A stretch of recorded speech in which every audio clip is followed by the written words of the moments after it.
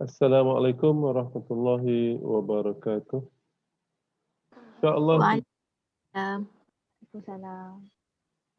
Waalaikumsalam. Okay. insyaAllah today we will discuss chapter 6.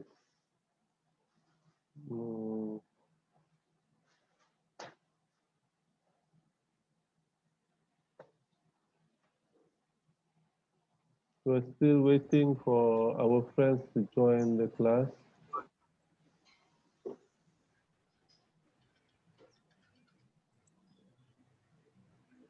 Okay. So our topic for today is distribution in Islam. Okay, so before we continue, is there any question from previous lecture? Ada soalan boleh tanya dulu sebelum kita sambung, sebelum kita mula tajuk baru.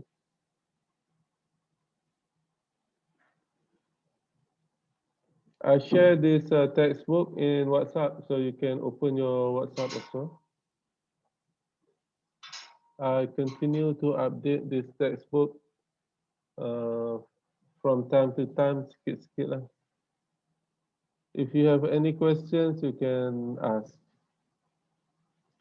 If you have any suggestions or comments, also you can help me. You can help me by pointing out the mistakes in the book, because it's not easy to write a textbook. So the reason I write this textbook is because it's difficult for you to buy a textbook. So I write my own textbook. So hopefully it should be enough to cover the lecture of this semester. Okay, chapter 6. Inshallah, we will discuss distribution in Islam. So in this chapter, we will discuss the distribution of Islam from the distribution of income from an Islamic perspective, which focus.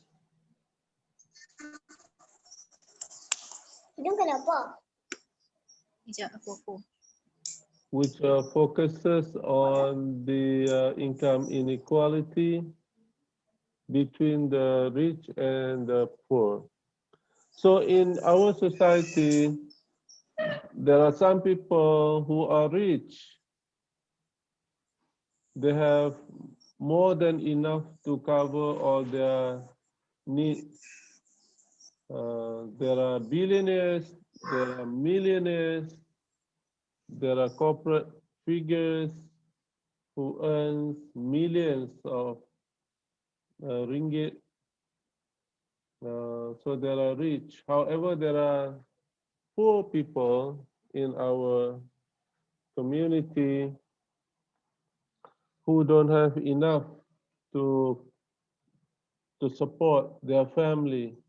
They don't have enough money to buy food. They don't have enough money to buy the basic necessities such as clothes, suitable clothing, medical care. So that's a problem which Islam give a great emphasis. So we will discuss about the distributive justice as well as relations between labor and capital, to give us an understanding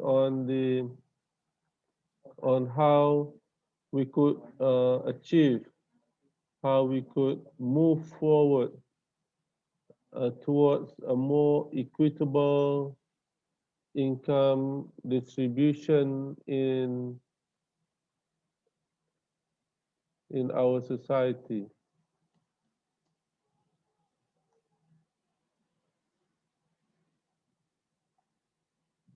That is, we try to discuss on how we can reduce the inequality of income between the rich and the poor in the society. Uh, there are those people who are rich, there are people who are poor, then the income distribution is not equitable. Uh, so how and what is the perspective of Islam uh, with regards to the distribution of income? So we can discuss on what policy should be taken in order to help those who are in needy, those poor people, and what is the role of what we call social finance in helping those poor people, and what is the role of the rich people in helping the poor people, right? In Islam, when you are when you have extra wealth, you have the obligation to help other people also. Okay, so income distribution in Islam, Islamic economics is an alternative system that is in between the two extremes,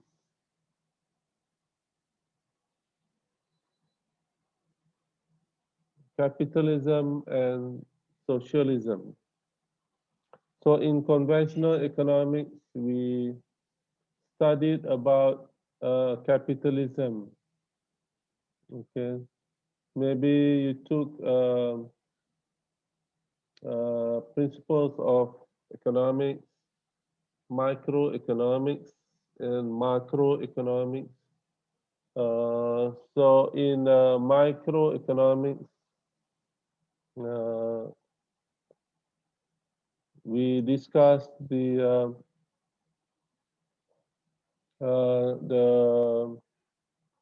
theory of consumer behavior and the theory of production,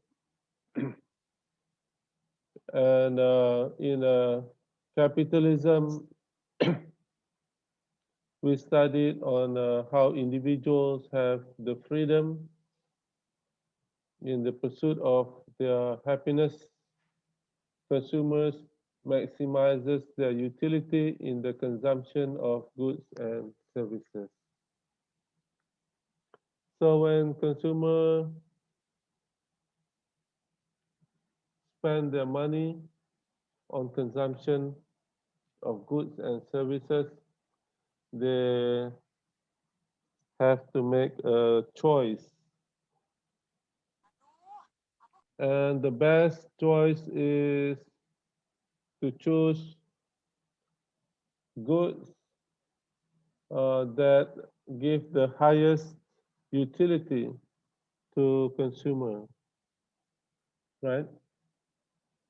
And producers also in capitalism, they can choose what to produce, how much to produce, um, and they choose the type of product and the quantity of products that they produce, which will give them the maximum profit. Okay, so you remember the the theory in economics, the theory of consumer behavior and the theory of production. Anyone remember or you forgot? After exam, you forgot.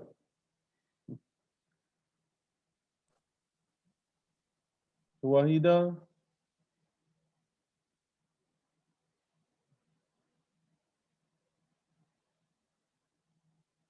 Wahida Abdullah,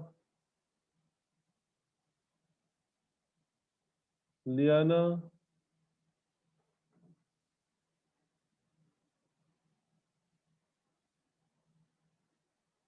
Nur Syafawati, Ya, doktor.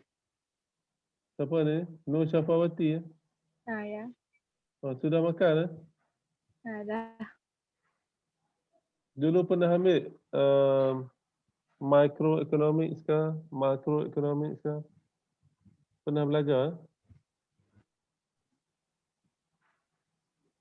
Principles of Pernah. Economics. Pernah belajar? Ambil subjek apa dulu? Mikroekonomi biasa pakai. Oh, ingat lagi tak? Lupa tu. Saya apa, doktor? Lupa mana. So in microeconomics, we studied on how consumers choose the goods and services, the quantity of goods and services that they want to purchase. So the quantity of goods that they purchase is a quantity that gives them the highest utility, right? So that is in capitalism. So consumers maximize utility and producers maximize profit. So when producers try to produce goods and services and sell the goods and services, they choose the quantity of goods which maximize their profits. All right. So consumers are free. Consumers have the freedom to demand goods and services that maximize their utility. And so each individual in society would try to maximize his or her own benefit. Okay? Consumers try to maximize their utility. Firms or sellers try to maximize their profit. So at equilibrium, there is no surplus of goods and services, and there is no shortage of goods and services in the market. So tak ada lebihan, tak ada kekurangan, semua barang yang dijual habis dibeli. Right? So at equilibrium, there is no surplus and there is no shortage of goods and services. So that would result in the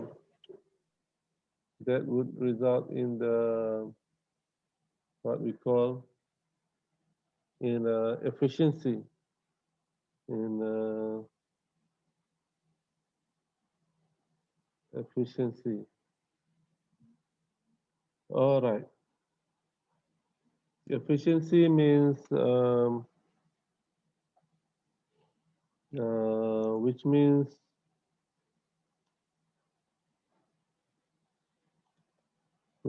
that the maximization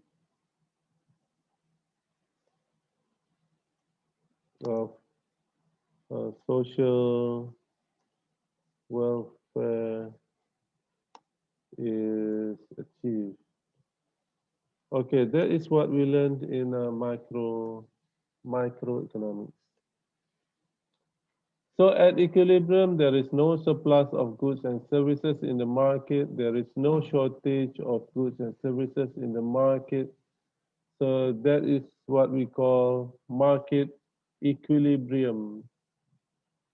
Uh, and the equilibrium results in what we call efficiency.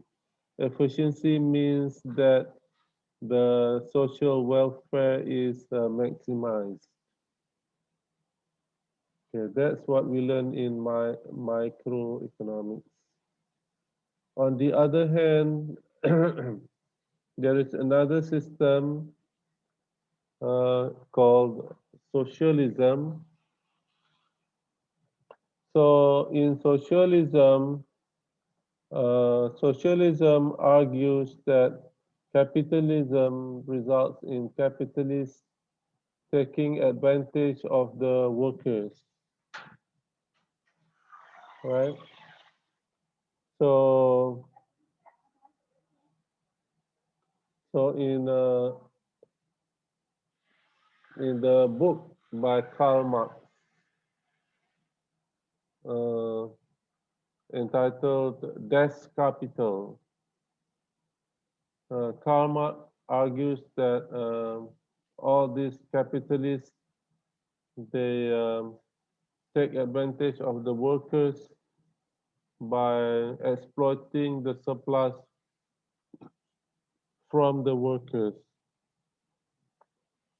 The capitalists, the people who own business, the entrepreneurs, the owners of business, they give lower wages to the workers and they reap the benefit. So so Karl Marx argues that capitalists they take advantage of the workers, right? They pay lower wages to the workers and they get profit out of the workers. So so that would result in the inequality in distribution. So that would result in the inequality of income distribution. Okay.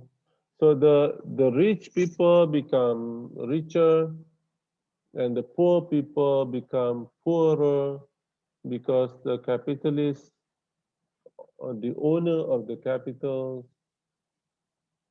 the entrepreneurs, the sellers, they uh, they they take the surplus from the workers, right?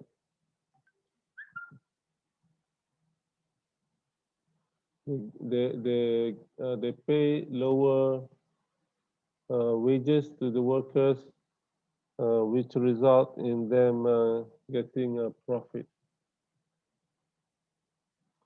However, in Islamic economics, so in Islamic economics, it is in between the capitalist and socialist. Islamic economics is is in the middle. It's in between, in the midst of capitalism and socialism. Just like capitalism, individuals in Islam are given the freedom to own enterprises. Individuals, individual consumers is given the freedom to choose the product or the goods and services that they need in order to survive, in order to live in this world. So in Islamic economics, Islam permits private ownership of property, and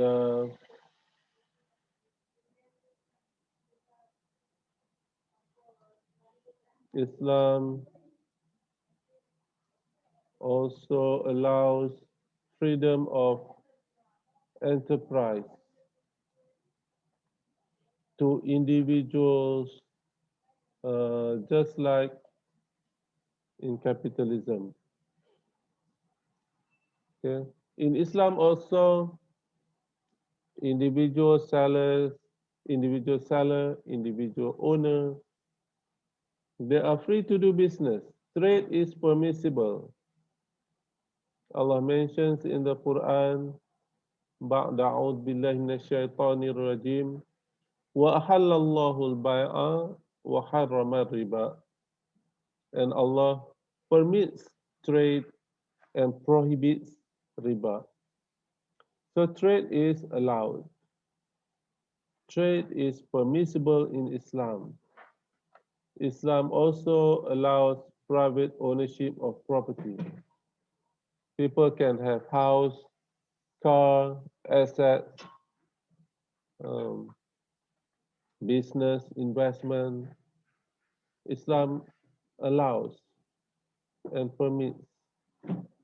However, the difference is that in Islamic economics, there is an emphasis on mutual cooperation and social gain.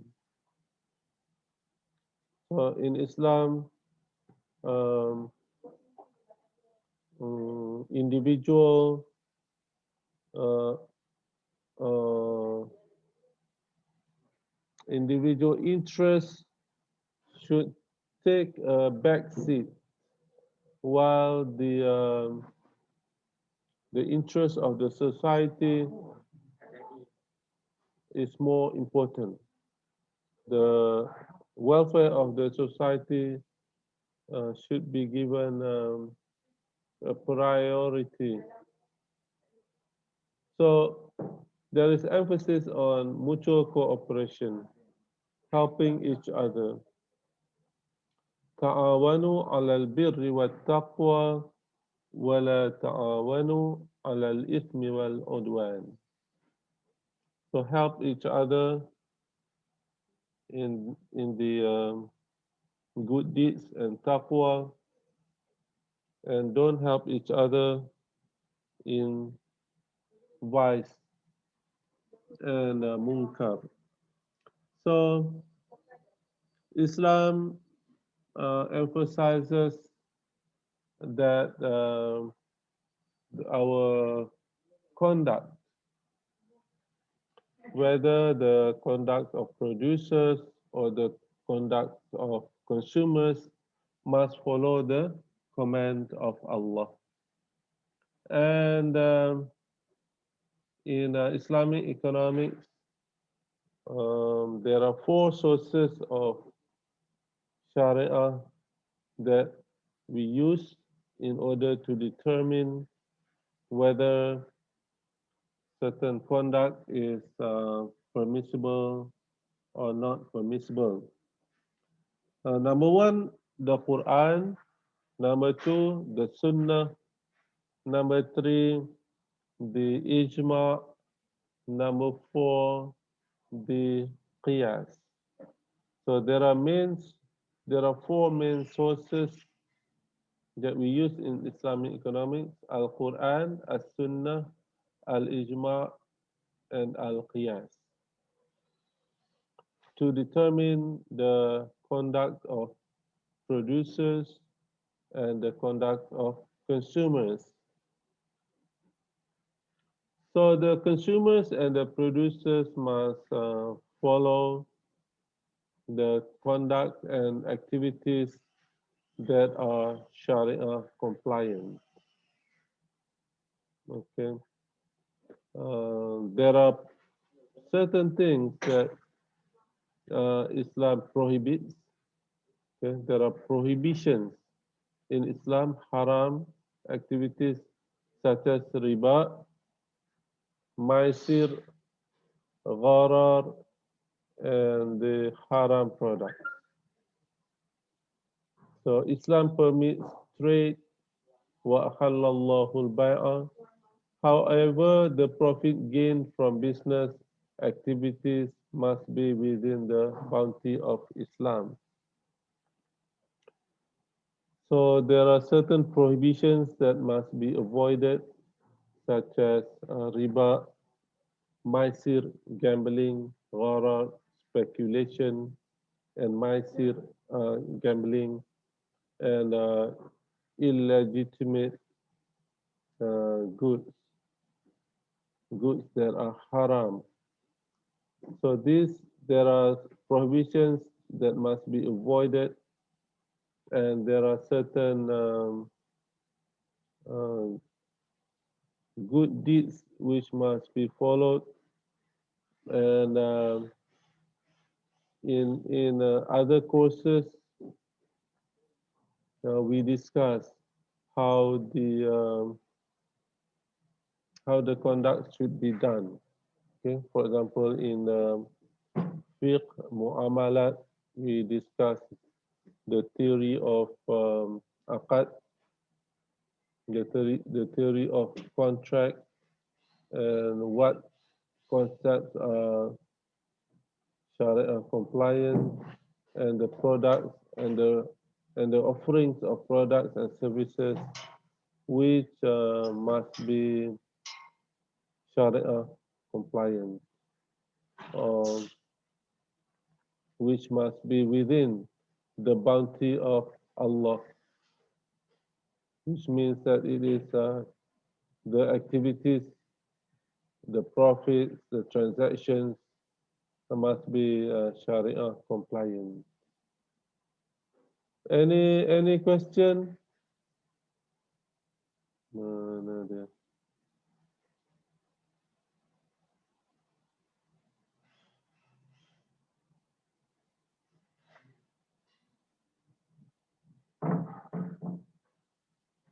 Nur Azlina,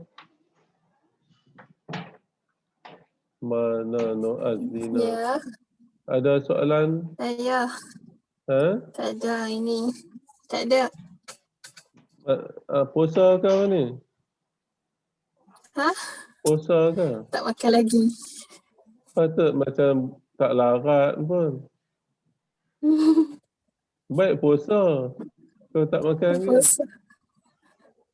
Kelar dari pagi tadi. Apa tak ada nak makan? Ha? Miss Area Masayo. Sawadika. Ha. Ya. Apa? What's your question for today's lecture? Any question?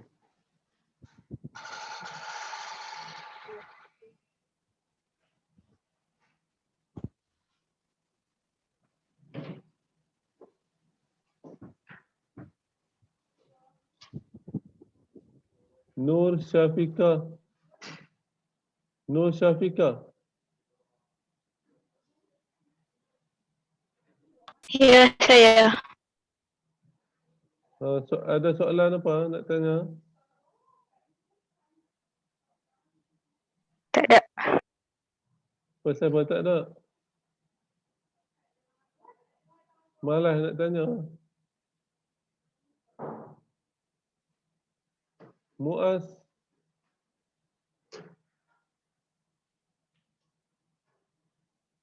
Muaz duduk lena. Tak, saya tak. Ada soalan?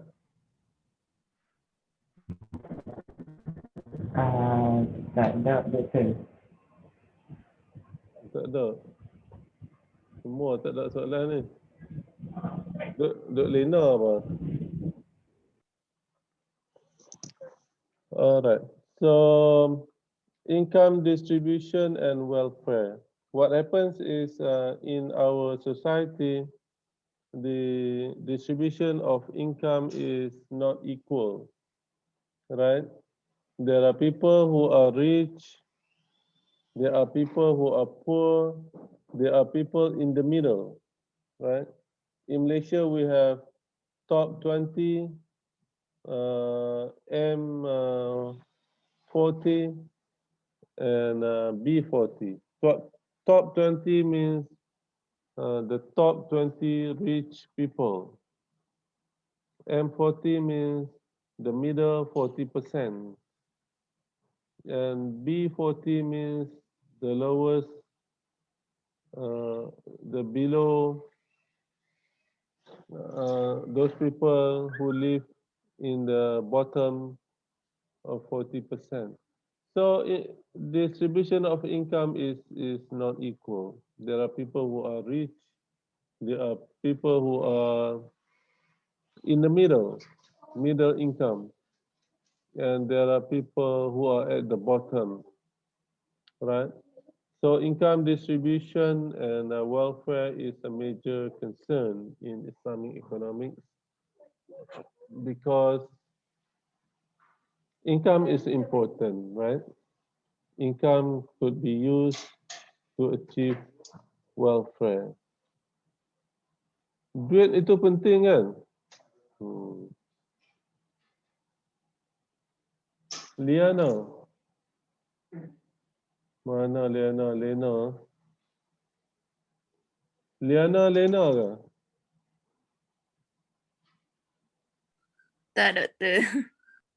Duit tu penting ke tak? Is money important or not? Mana lebih penting? Apa yang paling penting dalam kehidupan kita? Kebahagiaan. So duit tak penting ke? Penting juga. Kalau tak ada duit, boleh bahagia? Tak boleh. Kalau kamu kahwin, suami kamu handsome, suami kamu bagus, tapi suami kamu dengan kamu tak ada kerja, tak ada duit. Tak bahagia juga no. Duk lapar setiap hari. So income is important, money is important. Duit tu, money is not everything. Tapi duit bukan segalanya kan. Money is not everything. But everything needs money. Okay. Duit bukan segalanya, tapi segalanya memerlukan duit. Betul, Doktor. Kalau tak ada duit boleh mati. Kalau tak ada duit langsung boleh mati, lama-lama boleh mati. So duit perlu untuk hidup kan. So income is very important in our life. Even in Islam, income is important. In Islam, later on we will discuss how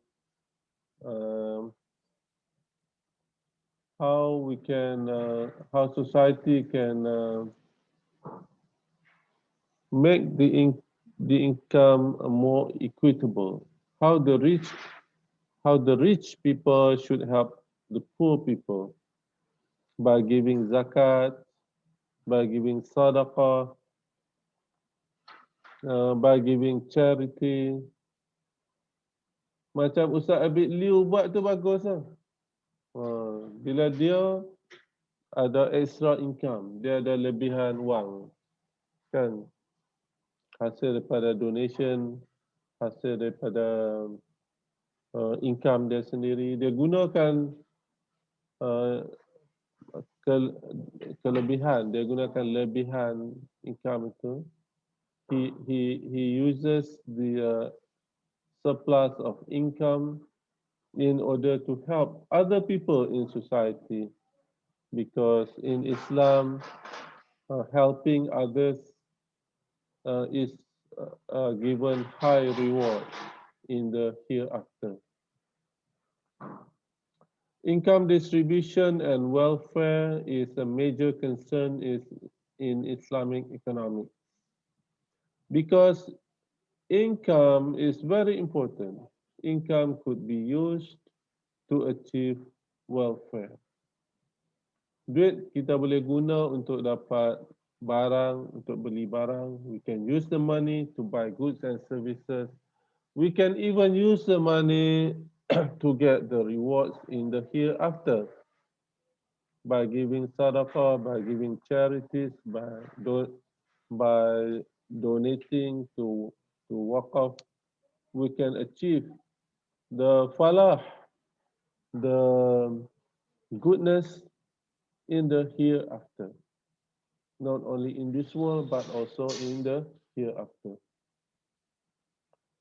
So the concept of equity in income distribution in this class is defined primarily in terms of money income.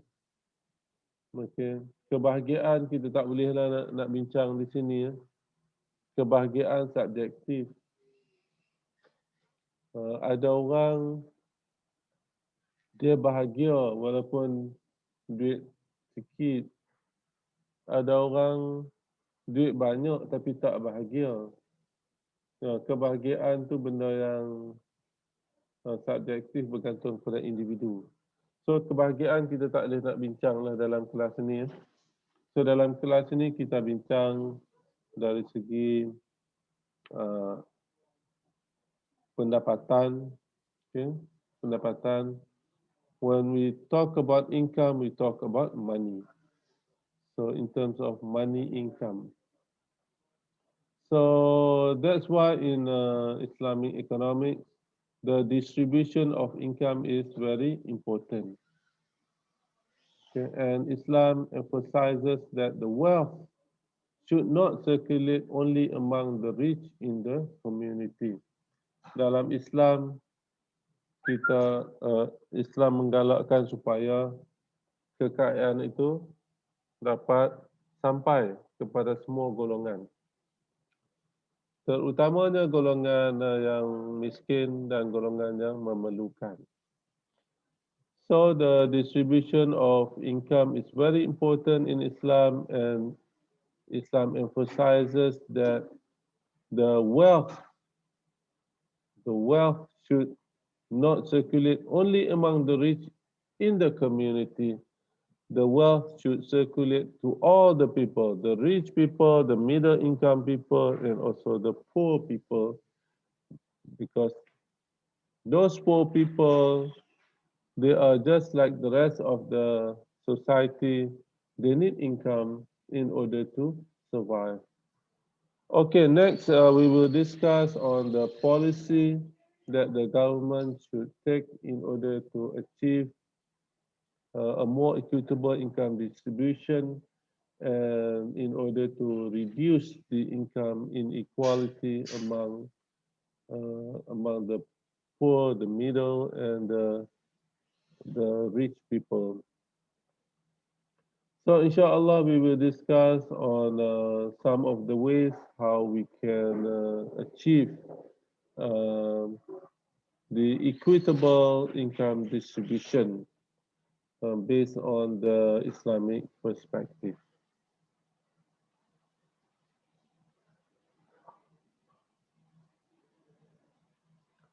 Assalamualaikum warahmatullahi ta'ala wabarakatuh. Wallahu ta'ala a'lam.